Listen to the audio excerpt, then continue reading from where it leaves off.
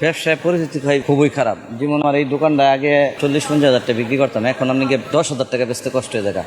Staff ঠিক মতো রাখতে পারতেছি না, স্টাফের বেতন দিতে পারতেছি না, দোকান ভাড়া দিতে পারতেছি না, বাসা ভাড়া দিতে পারতেছি না, খুব খারাপ অবস্থা। পরিবার কিভাবে চলছে? 2 পিস বেশি 4 পিস বেশি বেচে খাইয়ে লাইতেছি, মাল আনতে পারতেছি না।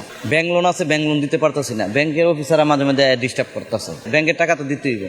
এই বিশাল ঘাটতির মূল কি কারণ দেখছেন? মূল কারণ হলো রাজনীতি। এক সরকার গেছে, আরেক সরকার আছে, কিন্তু এই সরকারে আরো বেশি খারাপ হইতেছে ব্যবসা বাণিজ্য।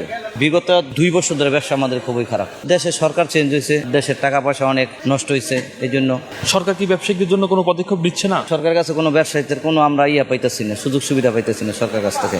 আমি লীগ সরকার আমলে তো টুকটাক আমরা বিক্রি করতে পারছি, ইউনূসের আমলে আরো খারাপ, এর চেয়ে এখন আরো খারাপ। আওয়ামী লীগের আমলে গ্যাস পাচার করছে, ইলিশ মাছ পাচার করছে। আসলে কি পাচার করছে এখন তো আমরা বুঝতে পারতেছি। আসলে এটা কথার ছিল। শেখ হাসিনার আমলে আমরা ইলিশ মাছ খাইতে পারছি, এখন ইলিশ মাছের সামনেই যাওয়া যায় না। আমি একজন দোকানের একটা মাহাজন হয়ে বলতেছি যে আমি 2 বছরে ইলিশ মাছ কেনার সাহসই পাইনি।